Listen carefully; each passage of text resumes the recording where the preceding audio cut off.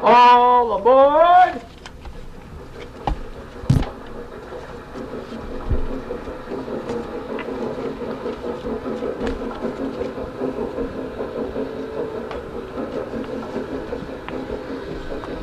Next stop, Chicago Junction. My grandkids are going to love these pictures.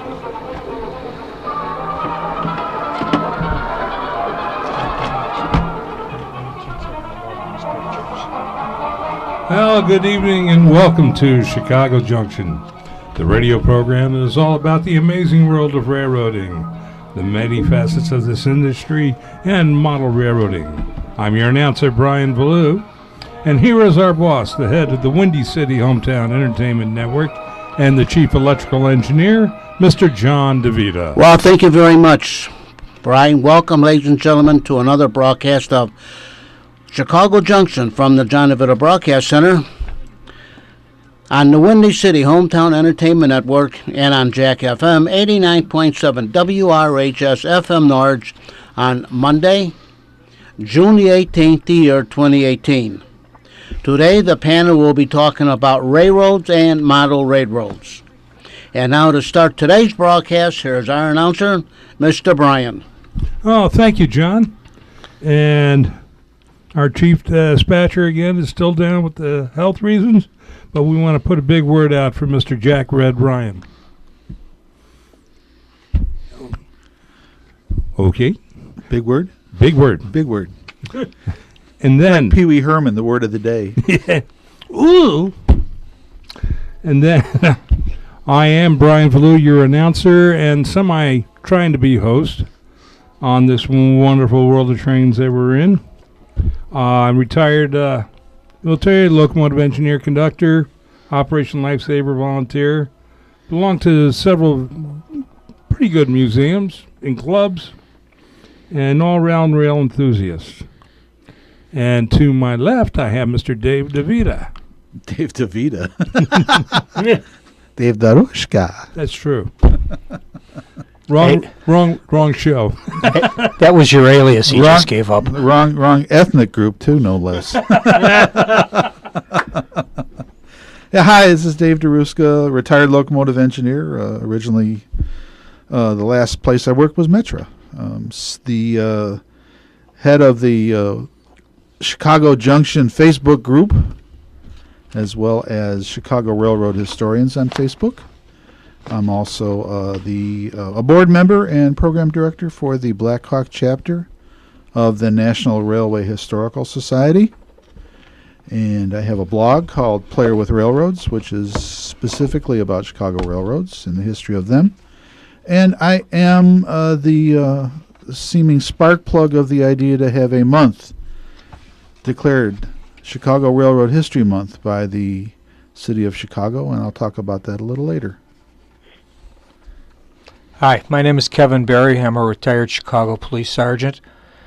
I am a member and director of the Chicagoland Lionel Railroad Club, and I'm a longtime Lionel collector and operator. Hi, I'm Ron Stock, retired library director, train buff, and foamer. That's it? That's it for today. I'm brief. Okay. Anyway, I understand we have a caller already. So, sir, could you please sign in? Yeah, this is Jack Ryan. All And right. I'm a railroad fan and buff also, and although I don't claim to have the knowledge any of you guys do, but I'm always amazed that we come up with in the discussions we do have.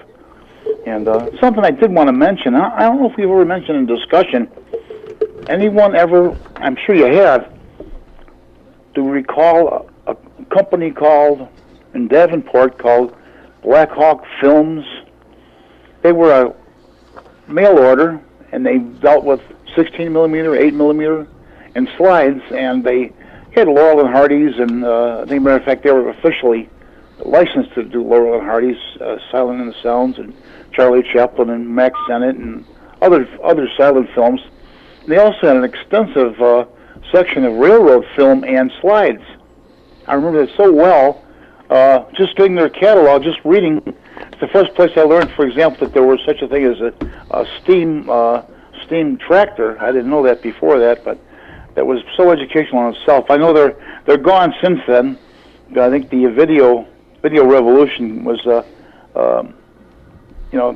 made them a victim of progress.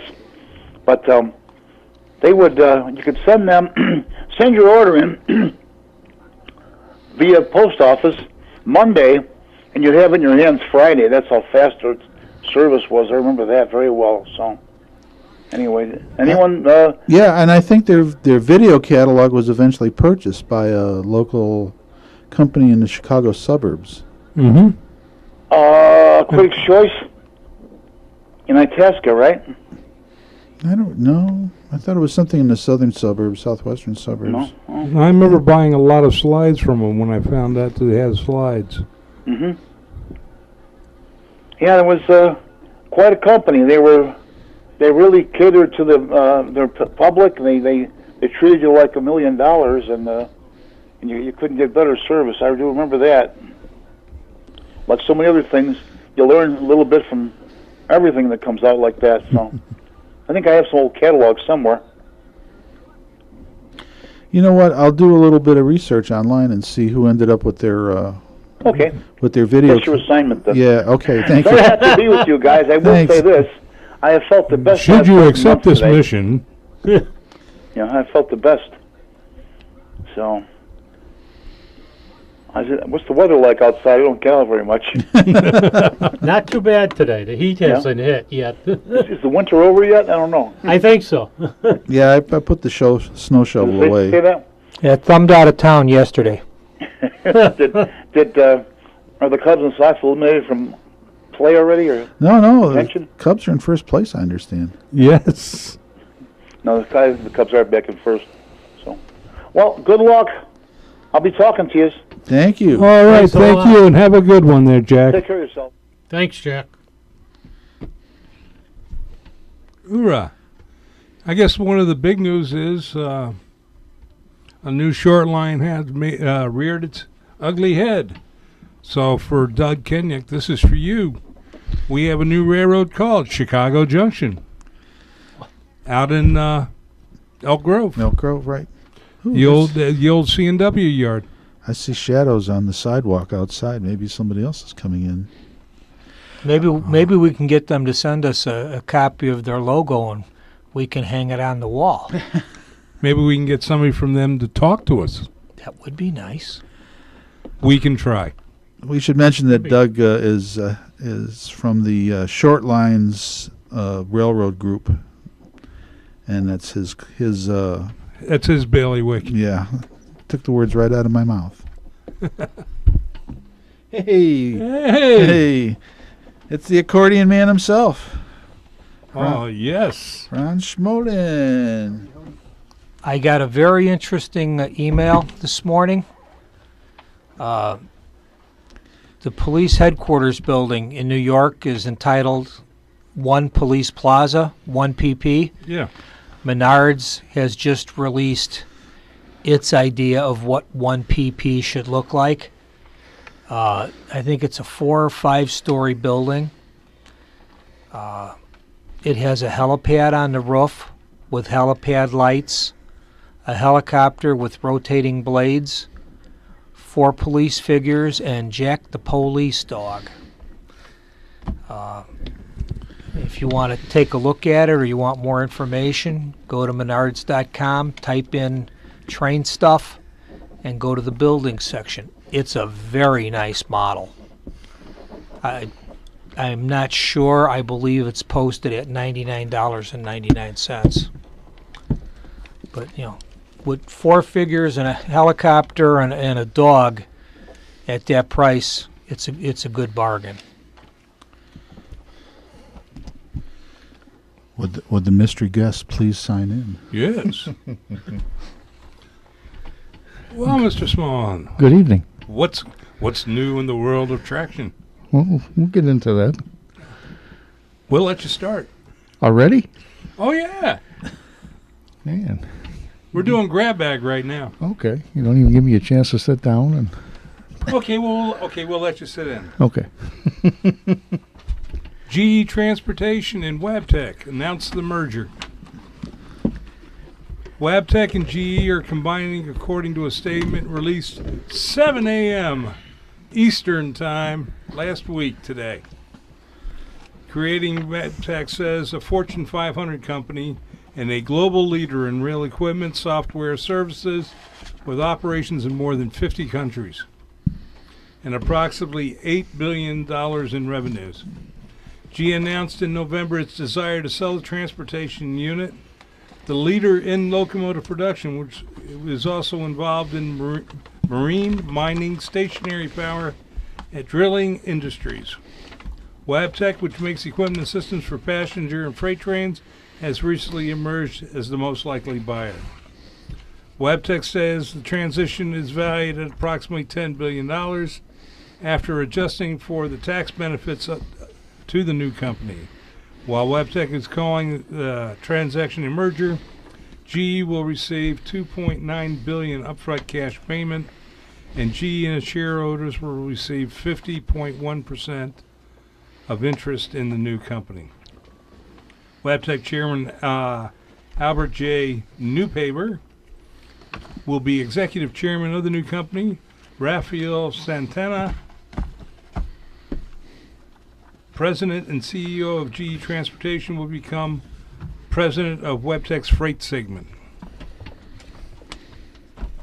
And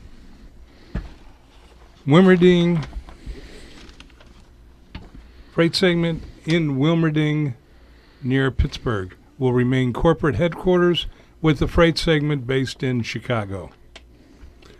We'll have more on this developing story as it becomes available. Well, all I know is that the people in Erie can kiss the GE plant goodbye. Yep. I mean, it was going out the door anyways. That's Before a shame this. because it still has all the lab stuff there. All right. They were talking about keeping it as a research and development center, and I don't know if that's still the case or not. Well, it could be. But we shall see, We you shall know. see, yeah. You know how far-sighted they are. Right. Corporate America. Oh, definitely. Hey, I got a bit of news. The Joliet rocket returns. It was... what are you doing over there? Tearing up paper? Are we shredding the documents before we get raided?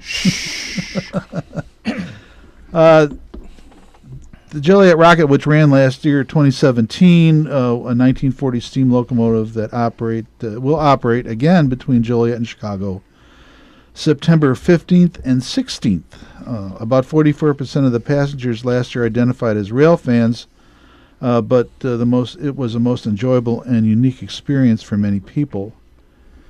Kelly Lynch, vice president of the Fort Wayne Railroad Historical Society, said it's exceedingly rare to ride behind a steam locomotive, somewhat rare to ride aboard a vintage first-class car, and even rarer to be traveling 65 miles an hour with a cocktail in your hand. Well, we used to do that at freight all the time. So true, you know. Gee, what an idea. Some of the 2,500 passengers last year also told us it was an experience of a lifetime. The Fort Wayne Railroad Historical Society, Inc. owns locomotive number 765, which was built by the Lima Locomotive Works in 1944. After the nonprofit organization restored it in 1979, the train operated around the country for 14 years and then was rebuilt from 1993 to 2005. And this will be the last mainline excursion of the locomotive until it is outfitted with positive train control, a federally mandated but unfunded safety system. Will they have enough passenger cars after they get the positive train They control? worked. Well, I don't know about that, but they worked out something with Amtrak because there was some question whether this was going to happen at all, and then they worked out a deal with Amtrak so they can get the cars to Chicago for use on the train. Yeah, it seems to be coming along okay. Because I guess a lot of the stuff's going to end up in Fort Wayne before it comes to Chicago to have a collection point. Speaking of positive train control, it's been on the news quite a bit this week. The Burlington Northern Santa Fe Northern Corridor went into PTC operation on Monday, and to the world it appears that someone had superglued the wheels to the rail. The trains were running late. They found out that with the PTC, at least until they can get all the bugs worked out, when a train left the station, the following train could not leave any sooner than 15 minutes after the previous train had departed. And one of the sales points of PTC was you can run more trains closer together. Yes. That's working out well, isn't it? Well, I realize that the news service only repeats what it's told, but all the stations had reporters at the train stations, and the guy from Channel 2 that was at LaGrange was saying the trains were 15 minutes apart and they could not operate any closer than 15 minutes apart. So Metra's solution was to add one additional passenger car per train to relieve the standing in the aisle shoulder-to-shoulder congestion. A little bird whispered in my ear they don't have enough passenger cars to put more than one on each train. Yeah. But, you know. Yeah, Metra has equipment issues. I mean, they have a number of cars that are out of service for rehab purposes. And they actually brought back some cars, I think, from Virginia, VRE. And one of them is painted a really funky color. It looks like one of the locomotives, but it's really weird. Really weird. There were two VRE bi-level passengers cars parked at 50th and Wentworth a couple of weeks ago. I didn't go by it today looking. Yeah, they're probably in the process of trying to get them set up again for service. You know, I don't know what they have to do to them to get them back to snuff. Well, the ones that are sitting there are in the same paint job that they were in when my son was attending college at Catholic University of America, and he graduated in the class of 2011. Yeah, I highly doubt they're going to spend money repainting them. You know, they're probably just going to throw them out there and let them run. And I believe they're the old Northwestern cars. Yeah, because that's what they were selling off first. Right. Yeah, the Northwestern's original bi-levels. The only thing I can tell you definitively is each of the cars is in a different paint scheme than the other car. So, I don't know, you know. Well, that makes some good pictures. Yeah. Right. Yeah, I guess. You ready, Ron? Mm-hmm. Are you ready? Yeah, that's why I was asking you if your charter was going to have enough passenger cars, since Burlington didn't have enough passenger cars. Oh, well, they're using different kind of passenger cars. They're not using the bi-levels. They're using private cars and cars from other museums. Which are better. Yeah, well, they're more authentic. More comfortable. More comfortable, more authentic, and, you know, they work. Mm-hmm. They have better ghosts. I'm assuming it'll be the same setup where they have a diesel on the south end. Yeah, and this time they'll have a domed observation car. So when are we broadcasting on radio? When is this show broadcast? Monday. Okay, so I won't advertise this weekend. Well, we can talk about it because I've mentioned shows for this weekend. It's Father's Day, you know. Yeah. Yeah, lots of stuff going on Father's Day. I'll be out at the depot out at Now my brain's going to go blank. Anyways, let me look. I thought you were going to go to the Highland Games and show off your knees. Yeah, right. La la la la la la la la. What is it even on here? Oh yeah, Old Canal Days in Lockport at the relocated Simmerton Depot, former Wabash Depot, and I'll be there dressed up in my railroad clothing, along with some other members of the Black Hawk chapter of the National Railway Historical Society. Entertaining people. I might want to go take pictures of that. Yeah, Saturday only for me, because Sunday's Father's Day, and that's the day of obligation, holy day of obligation in my wife's family. Okay. Speaking of 765, their annual open house in New Haven on their property is going to be August 18th this year. So if you'd like to see, the engine will be under power. It will be lit off, and they'll have a diesel and a caboose that you can take rides on. And if you get there in plenty of time, you could do the diesel by the hour or half hour. And teach you how to run it. I could teach them a thing or two. Of course. But demonstration moves, basically 15-minute diesel rides.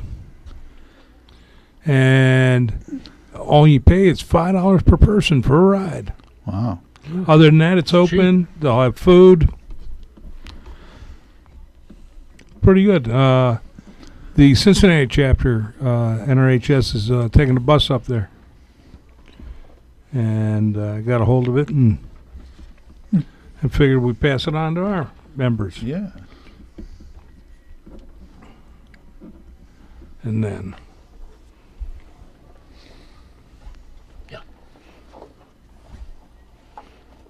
Well, this coming weekend, since it is Father's Day, if you go out to Fox River Trolley Museum, dads and grandpas get a free ride if they got a kid with them. That's their big deal out there. But that's Father's Day. And since this is Monday, that was yesterday. So remember it for next year, folks. Oh, yeah, just like I saw the big changes today when I was...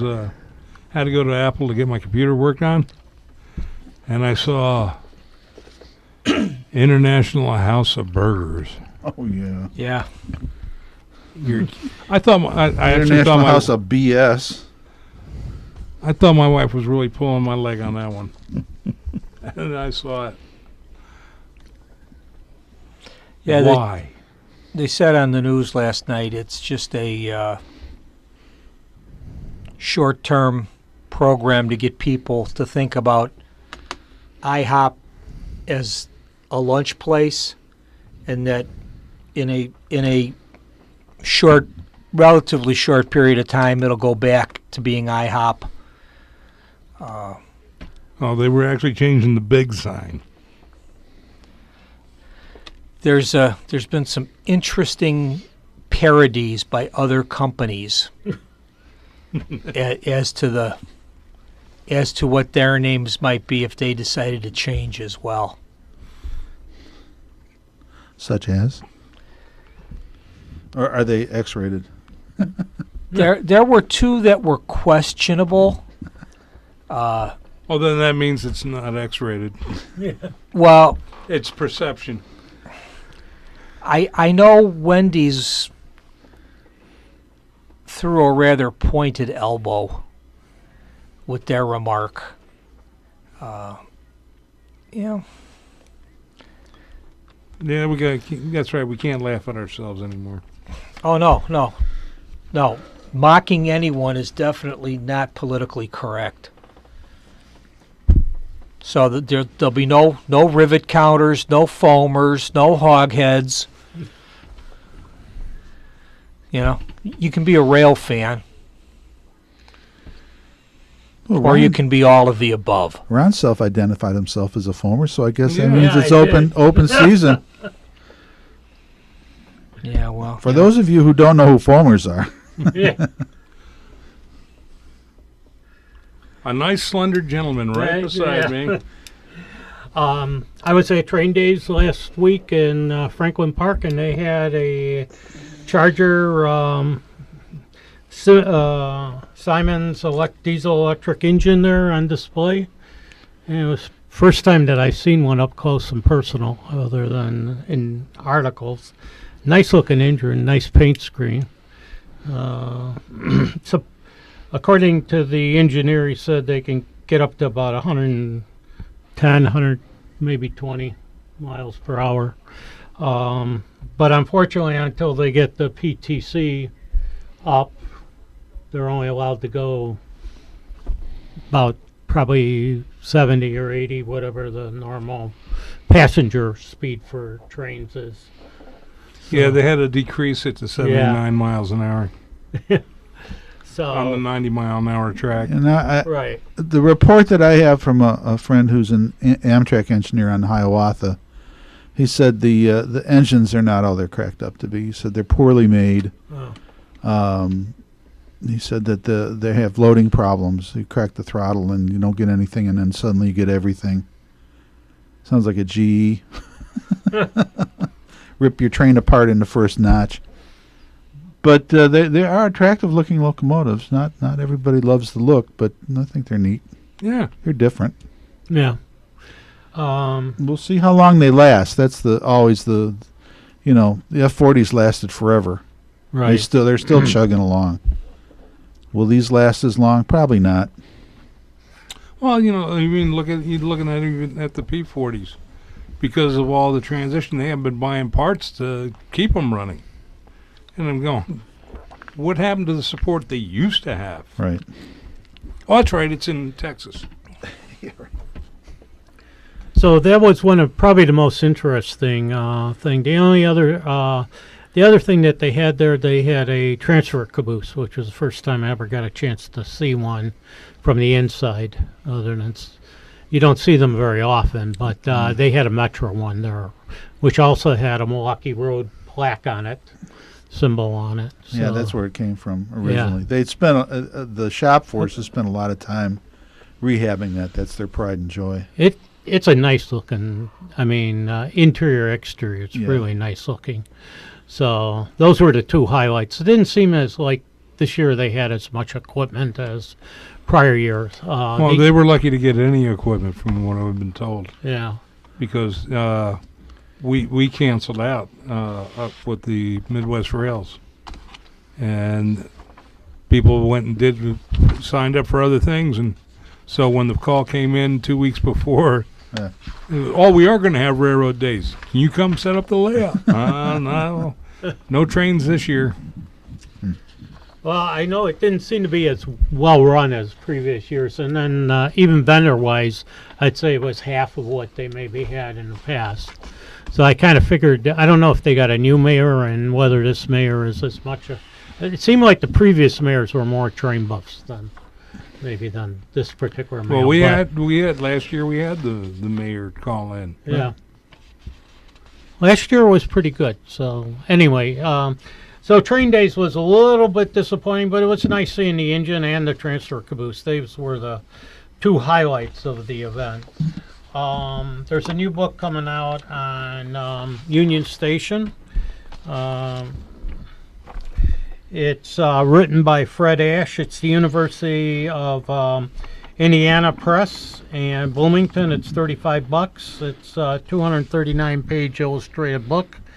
And I know from previous ordering that I did train books at the library, University of Indiana had some really good railroad materials. And so anyway, this appeared in the short classic railroads and was the summer issue for 2018. So I'm assuming the book will be, if it isn't already out, it's going to be out. It's out on the book. It's on the bookshelves already. Oh, okay. They also have another good book in there they put out for Lucius Beebe and Charles Clegg. Oh, talking about their photography. Yeah, that's through the center. I think yes, the center and that's railroad through the Center Railroad Photography. Yeah, Macmillan Press, and I went down to get it through Barnes and Noble, and Oh, we can't handle that book. They don't handle Macmillan, Oh. apparently. So anyway, I'm getting it through my local hobby shop. Chicagoland Hobbies, located on Northwest Highway in Norwood Park. I'll put in a plug for them. They're a good place. I go there a lot. At this time, I'd like to go for a station identification. You're listening to Chicago Junction on Jack FM 89.7 WRHS FM Nords and the Windy City Hometown Entertainment Network from the John DeVita Broadcast Center on Monday, June the 18th, the year 2018. And this is Jack FM 89.7 WRHS FM Norwich, Illinois. And now, friends, back to Chicago Junction and our panel. Welcome back. Hope you had a chance to stretch your legs. Mr. Smallman, you have a few words of wisdom for us? Yes, sir. You know, this is a big week in traction history. June 21st, 1958, Chicago streetcars stopped running. The next day, June 22nd, Illinois Terminal stopped running, which is interurban train that was down in St. Louis, that area, Granite City. Same day, the Garfield Park Elevated stopped running, and the trains went into the Eisenhower Expressway, then called the Congress Expressway, of course. But this coming Friday, June 22nd, at 7 p.m., CERA, Central Electric Railfan Association, is hosting a program on those three events, the end of Chicago streetcars, Illinois Terminal, and just the events that happened this week with, like I say, Garfield Park and everything. And it's down at the University Center, 525 South State Street, which is right at State and Harrison. They do a program there usually the last Friday of the month, but they're a week early this time, so June 22nd they'll be doing it. They always have some kind of program either about the Chicago interurbans, or they'll do streetcars from Chicago, Milwaukee, and different areas. But this Friday night, it's all about the Chicago streetcars coming to an end. They'll do a program and slides and probably some video of the last day of operation in Chicago, things like that. Then on June 30th, the Illinois Railway Museum is having a traction day out there, and to be running their equipment that's at least 100 years old, L cars and some of the interurban cars, and they'll be running a 3-car Illinois Terminal train that'll be operating that day, and that thing rarely runs. They maybe run it twice a year, maybe 3 times a year. That's about it, not to put too much mileage on it. So that'll be on Saturday, June 30th. Other things coming up, you've got, the Kenosha trolleys are running every day. So if anybody's looking for a good burger, since we're talking about burgers, you got that Frank Steiner down there. It looks like an old trolley car, it's basically, Good, and does have good burgers. Yes, and good breakfasts. And you got, while you're out in Wisconsin, you can go out to East Troy. Of course, they have the dinner trains. They have a burger train. They have a beer tasting train. They have a wine tasting train. Even got a pizza train. But do they have a cheese train? Yes, they do. I gotcha. So that's, what do we got? Which one is that now? Go ahead, you can talk.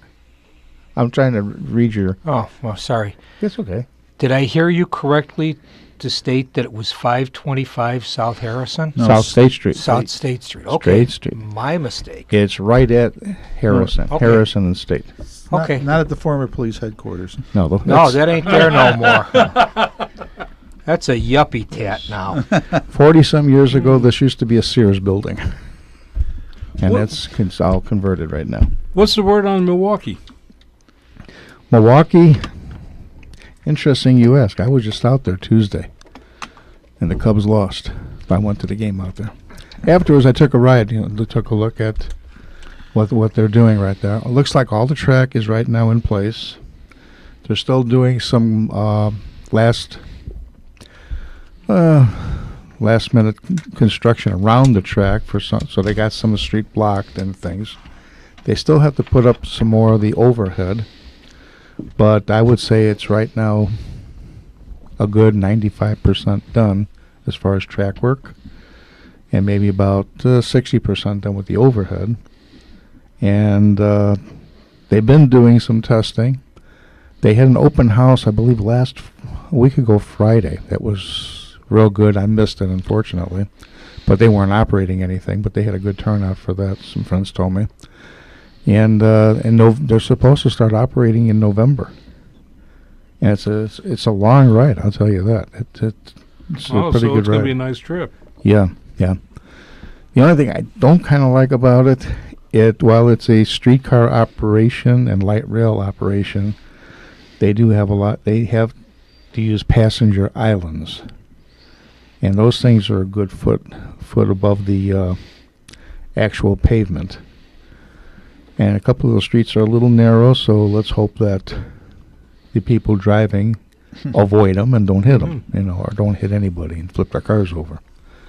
But November they're going to be running, and Potawatomi Bingo, who's one of the big supporters of the hop, is paying for the first year's fares. So free fares for a year. On that but train. it goes nowhere near the casino. That's the thing. Not It's fun. yet. It will eventually. Not yet. Not It yet. will. It will.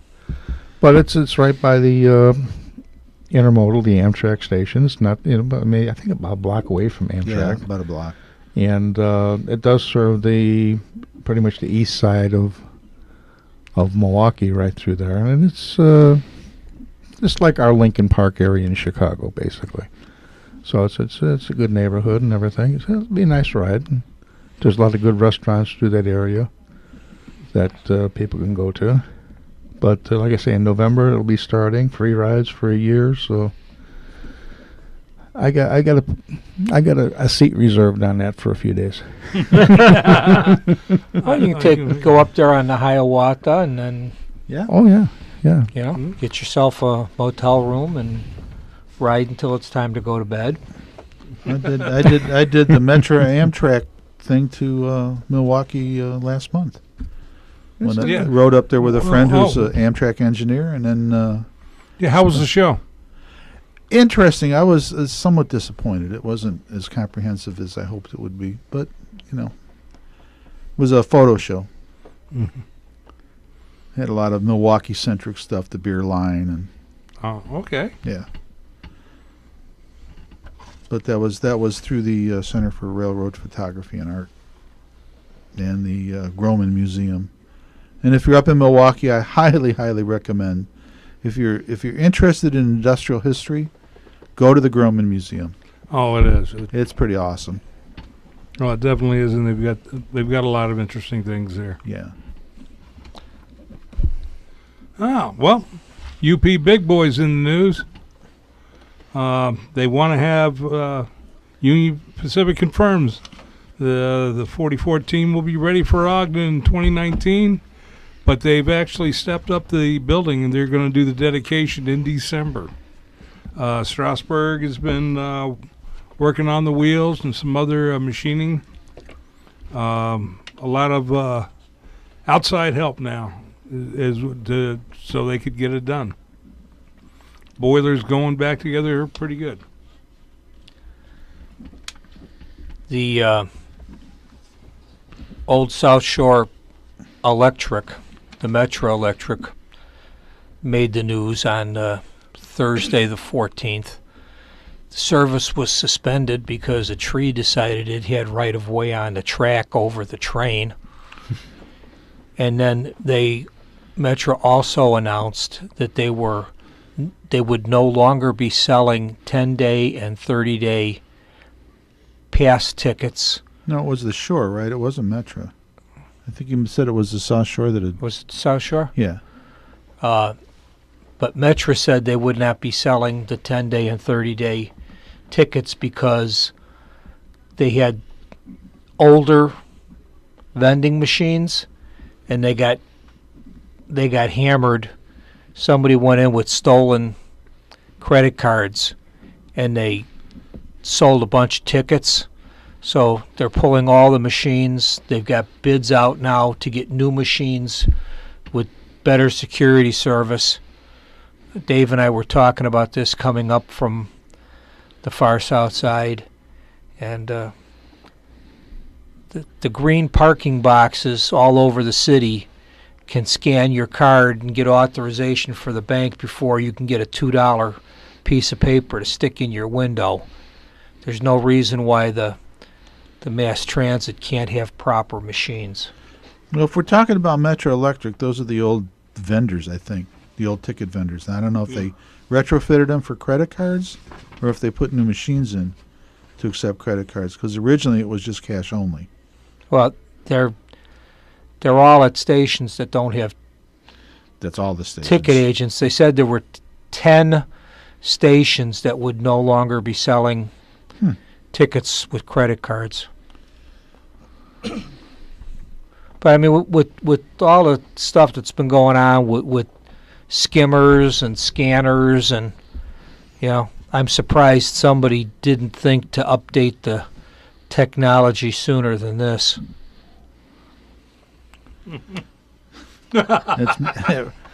Brian laughs. We both work for Metro, the day late and a dollar short railroad.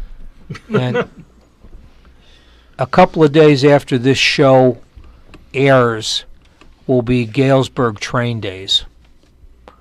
And I had the opportunity to do it about 10 years ago with my wife. We enjoyed it greatly. You can drive down to Galesburg, or there are 2 trains in the morning that leave Union Station that stop in Galesburg, and 2 trains in the afternoon that will bring you back. And the tour of the yard, including the hump track from the bus, is more than worth the $5 they were charging back then. It may be more now. And I hope that the restaurant in the old Armor Meat building is still there. I have very fond memories of a very wonderfully cooked steak. And believe it or not, their salad bar was built on an old REA luggage wagon. So the salad bar was like 10 foot long and 3 foot wide. And if you couldn't find something on that salad bar that you could eat, you were a world-class carnivore. Yeah, but also 20th Century Club is going to be having a car on one of the trains. Dome cart going down was advertised in their newsletter. Which I have right here. Oh, if somebody has more information, please. Let's see. Do they have anything about that? Maybe too late for this because this was their most recent newsletter. I don't think so. And, what have they got here? Nope. Well, I saw it advertised with the Cincinnati Railroad Club. Oh, here we go.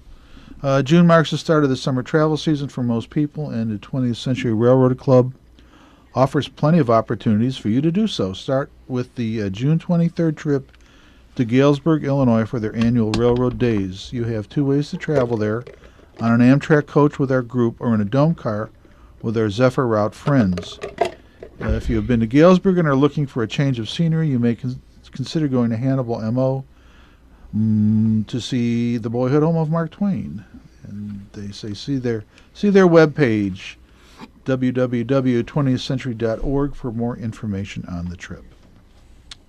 So,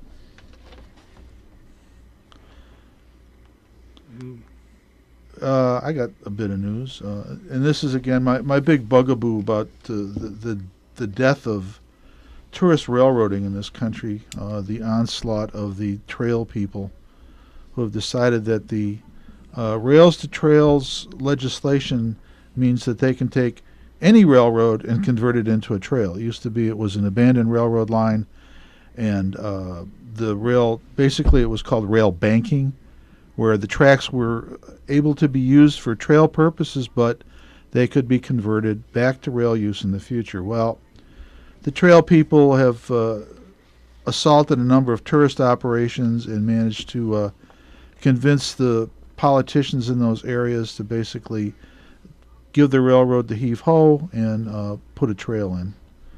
Now, this one isn't that specifically, but it's probably going to end up turning into a trail because it was the Saratoga and North Creek Railway, which was last operator was Iowa Pacific Holdings. They tried to make a go of it as excursion trains after another company, the Upper Hudson Scenic Railroad Company, lost its contract to operate on tracks owned by Warren County. Iowa Pacific had hoped to run freight service on the line to generate revenue that would subsidize tourist service, but a plan to haul crushed waste rock out of the defunct titanium mine in Tahowas never came to fruition, and Iowa Pacific was left in a financially untenable position. It missed lease payments to Warren County for the track, fell behind on property tax payments, and apparently didn't make federal tax payments. The Internal Revenue Service on March 28th filed a $1,357,000 and some change lien against the Iowa Pacific with the Warren County clerk. One of the Iowa Pacific's attempts to develop revenue by storing unused freight cars for other companies on 30 miles of rail a subsidiary owns between North Creek and Tahowas met with controversy and opposition for being unsightly and potentially unclean. The situation came to a head in late March when Iowa Pacific asked Warren County to buy the North Creek and Tahowas track, which is mostly in Essex County, for $5 million. Warren County declined, and as of on Wednesday, that Iowa Pacific had begun moving its equipment out of North Creek. They're packing up, and everything's going to be out of there by the first part of June. And what happens after that is anyone's guess, because Iowa Pacific still owns the track. Or not owns it, but they can't proceed as if the contract were void, even if the company stops paying its rent and vacates. Iowa Pacific era finally is legally over. Perhaps another operator could take over the tourist line, Smith added, adding that he heard some nibbles of interest, but nothing formal. And the two stretches of track. Oh, here. The opportunity now is to write a better next chapter, which he thinks would be a recreational trail. There are two stretches of track, but Bauer said, 30 miles from Tahowas to North Creek is privately owned rails on public and private land. It would be very difficult, he thinks, to get all the property owners to agree to replace the rails with a trail. And such a trail would end in the middle of nowhere, with no food, drink, or lodging anywhere nearby. In contrast, the 50 miles from North Creek to Saratoga Springs is owned by Warren County in the town of Corwith and winds through a populated area with numerous businesses catering to tourists. So, more than likely, that piece of trackage will no longer have tourist trains on it, but will end up being yet another trail. And as John DeVito would say, happy trails to you. Not John, I mean, John Ryan. Man, we're really going on the names today, aren't we? Sorry about that, John. I'm famous. You are. You've taken over everybody here. Oh, God. Hey, what's going on with Amtrak? Well, I don't know, but we got a legislator actually introduced a bill to upgrade Promontory to national park status. Oh. On the 149th anniversary of the completion of the first Transcontinental Railway, a Utah legislator introduced legislation to upgrade the Golden Spike National Historic Site to national park status. Representative Rob Bishop introduced the Golden Spike 150th Anniversary Act to further acknowledge Utah's Promontory Summit as the place that changed the world.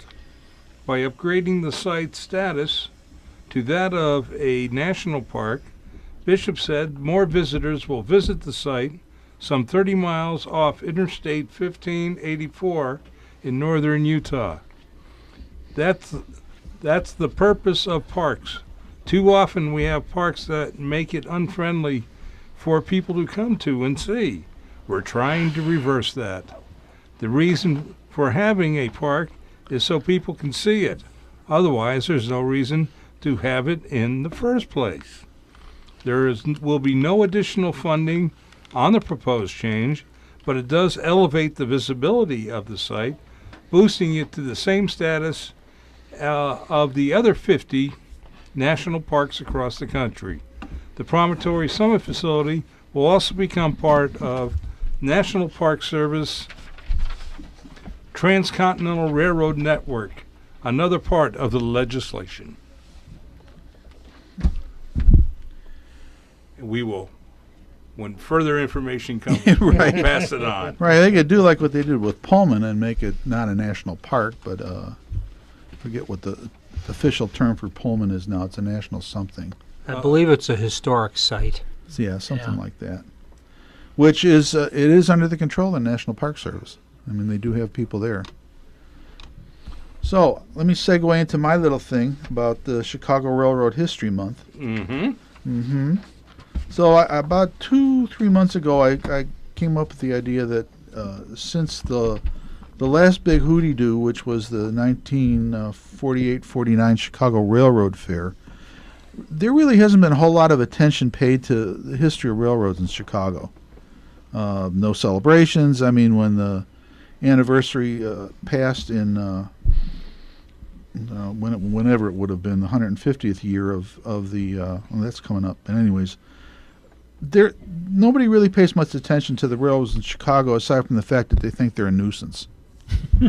You know, you go on the news and you see bomb trains and block crossings and how horrible it is, and you know the city depends on the railroads. And just recently the Create people got funding for untangling the 74th Street spaghetti bowl there of tracks. Oh. Yeah, so they're going to be working on getting that belt junction straightened out. They got partial funding. They can't do the whole project. So I decided that I thought it would be a great idea if the city of Chicago would declare a specific month, Chicago Railroad History Month, and this would be an annual celebration. Wouldn't cost the city anything. All they have to do is say, hey, it's Chicago Railroad History Month. And then we'd outreach to all these different organizations and groups that are rail-centric, the Pullman Neighborhood, Pullman Porters, Chicago History Museum, all the different rail fan groups, and hopefully develop an annual event where people could do educational stuff.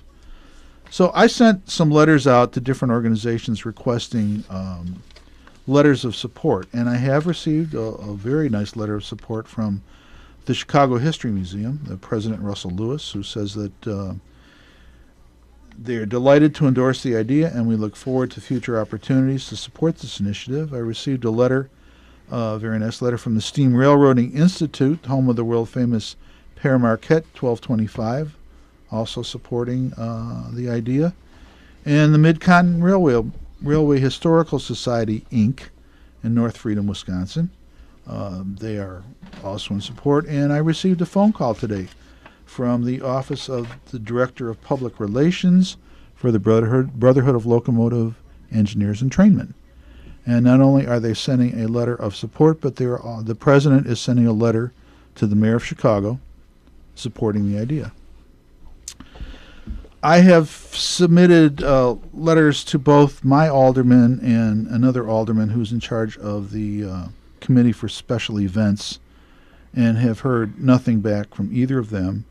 I actually took it upon myself to make a copy of that letter to my alderman and drop it off in his hands. So he can't say, I asked him, I said, do you remember my letter? He goes, no, I can't say that I do. I said, well, you can't say it now because here it is. And I included the 3 letters of support that I had with that, but again, I still haven't heard anything back from him. So I dashed off a letter to Mayor Emanuel today to kind of beat the BLE letter there to, say, hey, this is what's going on and see what happens. So, we'll see. That's it. We just keep trying. Yeah, the kind of thing that disappointed me is that I started a petition, an online petition. And I have this Chicago Railroad Historians group on Facebook, which has almost 2,000 members. I have less than 100 signatures on that.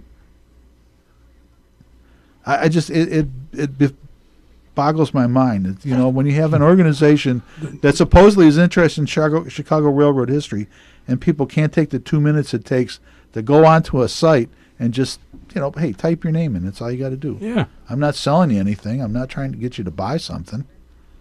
It's weird. Didn't ask for a pint of blood. Nope. Don't have to give the firstborn. So, and also I've That's been a tempting offer. I also working with the local planning association in my neighborhood, and they're going to publish something in their newsletter, and hopefully the aldermen will see that. I mean, maybe eventually if I pound on enough doors and turn over enough rocks, I might be able to get something going. My plan B is if the city's not interested, seeing as the Chicago History Museum is interested, that maybe can start out small and do something with them, and maybe build from there. Yeah, because I know I've been running off copies of the petition. The sheet that you gave us. Right. And I've been putting them in the hobby shops. Oh, great. Whether, they, used for bookmarks or whatever. At least they're getting some use. Brian, if you have one with you, would you give it to me and I'll take it out to the club? I wish I had thought of this before we had those 100+ scouts out at the train club on the 2nd. There it is. If you need more, I can send them to you. I can send you a PDF file, and you can print off your own. Could you send me one? Huh? Oh, thanks. All you got to do is ask. Would you like the pretty one? No, Okay. I don't need pretty. So that's what I'm doing with my spare time. You can stop a train with your cell phone? No. Here, read about it. Okay. What? Cool. That's one of our one of the brochures. One of our volunteers came up with. Oh, okay. Explaining the new blue signs that are on the crossings. Ah, okay. And hopefully somebody answers the phone and acts on it. Well, I we'll called find out what dispatcher it is. Yeah, I called in a grade crossing malfunction once. And he goes, "Who's this?" I said, "What's the matter? Who it is? I'm giving you the location. Here's the number. It's not working." Ooh. You think they'd make those signs a little bigger? Oh, Lord. Yeah, it's like, they're not made for senior citizens, that's for sure. No.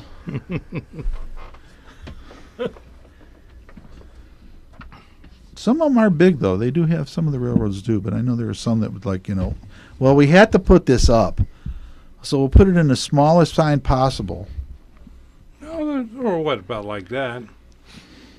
Yeah, but you mount it on the signal box that's 10 feet away from the crossing. Well, most of them are actually on the crosswalk. Yeah, they should be, right. Yeah, They're about not the all size there. of a license plate. Not all like that. Nah. Around here they are very small. Well, I've seen that. Yes. Anyway, Anyway. I guess we're still talking about Amtrak. Why not? One final thing. A letter from the Amtrak CEO says national network needs careful review. Responding to a letter from two major private car organizations, Amtrak President and CEO Richard Anderson says the passenger railroad is overdue for a review of how it operates its national system. Anderson also says efforts to maintain the Southwest Chief must be balanced against the needs of the entire Amtrak system, and reiterates the company's stance on charter trains and private car moves. In a letter to the American Association of Passenger Railroad Car Owners and the Railroad Passenger Car Alliance, dated May 29th, Anderson says of the national network, there are important service questions that have gone unquestioned and unchanged for far too long. The presidents of the two groups had expressed concern about the future of the national network. C. Private car groups questions Amtrak's commitment to national network. Some parts of Amtrak's business have operated in the same manner for 47 years, and the world is changing around us, Anderson said, noting that passengers today have different expectations and travel options. For Amtrak to respond to these changes and remain relevant, we need to carefully review how we allocate our resources and deploy our assets, positions of our products. Anderson also disagreed with the private car group's contention that end-to-end ridership on long-distance trains is meaningless given the number of passengers who travel between intermediate points. End-to-end ridership, he wrote, points directly to the fact that the markets and customers that those trains attract would be better served by Amtrak. I see no reason not to be open to looking at our network products with a fresh perspective. While change can be difficult, solutions to some of the objections you raise may not be immediately apparent. We have a responsibility to consider how best to serve our current customers and the future of the national rail system. He did agree with the private car group's assertion that passenger rail has an important economic role, and that there are challenges with asking the states to fund long-distance trains in their current form. And we agree that to terminate the long-distance trains with nothing to take their place would result in a crippled transportation network that would greatly diminish the value of our trains offered to our customers and communities they serve. But he also said that viable transportation businesses are not static, and that Amtrak is thinking carefully how to attract the largest number of customers with an approach that is relevant, fresh, and financially sustainable. Regarding specific comments from private car groups about the Southwest Chief and the qualifications Amtrak has imposed on a $3 million commitment towards the work to maintain the route, Anderson did little to ease the concerns over the train's future.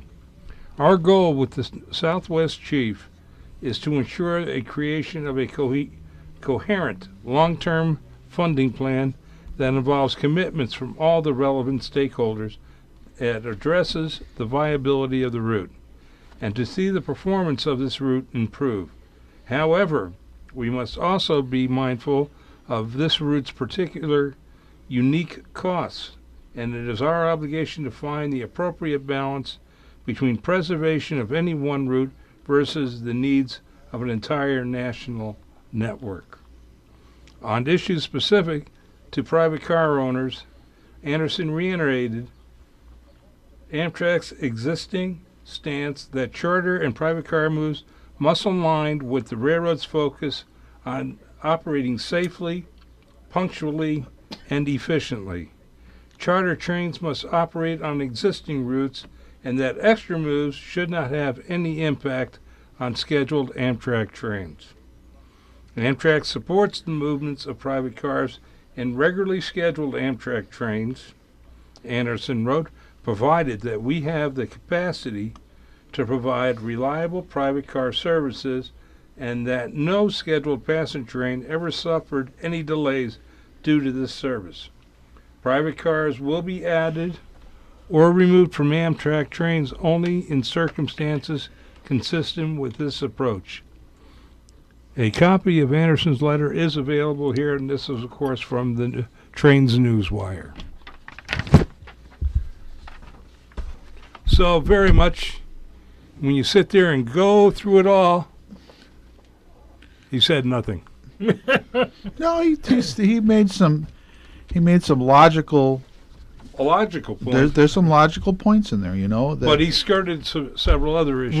Right. I mean, like the money they used to improve the Southwest Chief has already been allocated.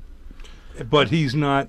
Right. They're not committed to using it, which I don't know. You know what's going to happen. They can't use it anywhere else. I mean, because it's the same as like when the Republican governor came into Wisconsin and all that money for Amtrak and track improvement all the way to Madison, plus the Talgo, And he took all that money and said, we're going to put it in highways. And they told him, no, you're not. Right. And the money was gone.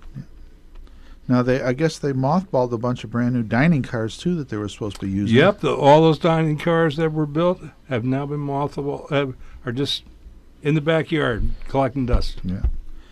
And they've changed the menus on some of the longer distance trains. I know on the Lakeshore Limited. Lakeshore Limited and the one other.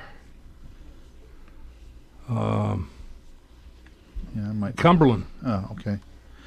Now the sample box lunch that I saw was pretty nice if you're a yuppie and like cheese and grapes and olives and.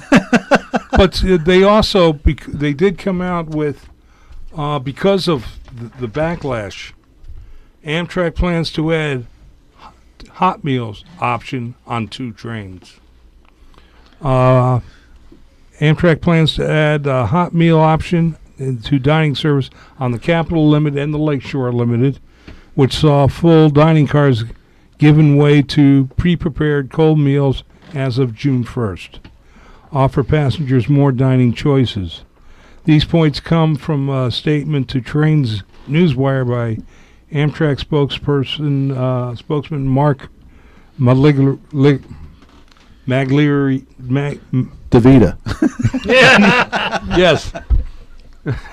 Magliari, who wrote, "We are undertaking changes in dining car service to provide higher quality food with a modern service pattern that allows people to order what they want and have to provide when they want.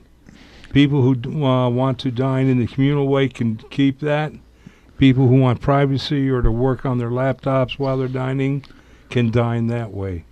We're putting the decision-making into our customers' hands versus dictating to their customers how they will have to accept their food." Again, it's... At least they backpedaled, At least they backpedaled. Oh, they're doing a lot of backpedaling here. Well. Yeah.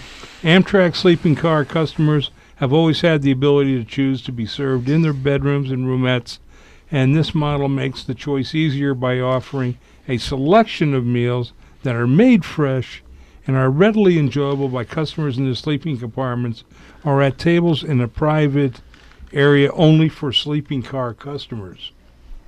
Oh, so These food service cars were infrequently used by coach passengers.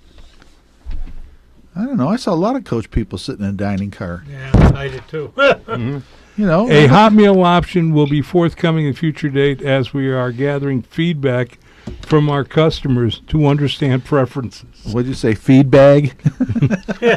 The statement is used in response to the Newswire story in which Amtrak unions expressed their concern over the elimination of full diners and the effect of Amtrak onboard staff.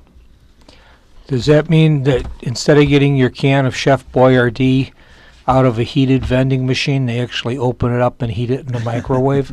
Yeah. Yeah, with the can. Yeah.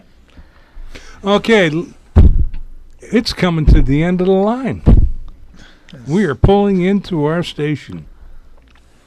So, Set the brakes. yeah, we want that. Let's start setting the air.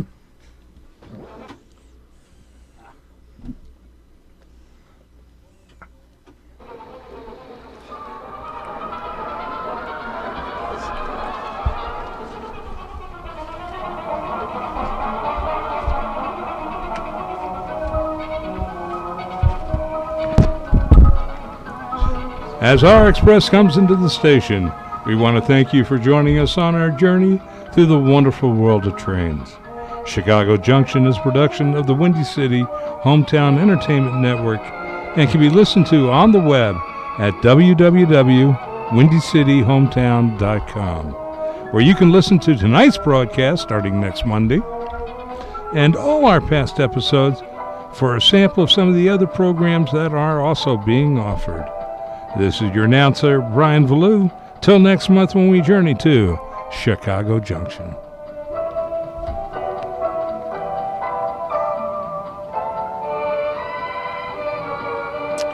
You have been listening to Chicago Junction on Jack FM 89.7 WRHS FM Norwich and the Windy City Hometown Entertainment Network from the John DeVito Broadcast Center on Monday, June the 18th, the year 2018.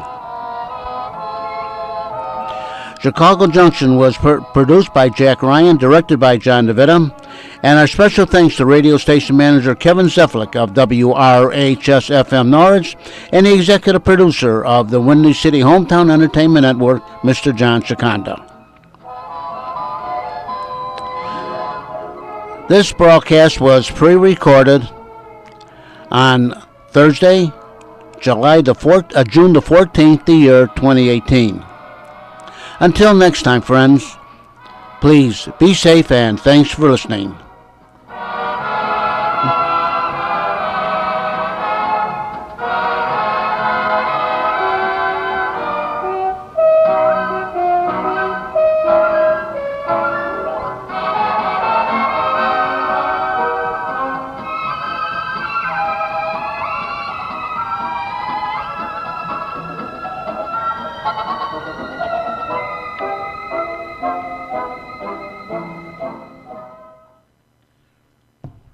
And this is Jack FM 89.7 WRHS FM Norwich, Illinois.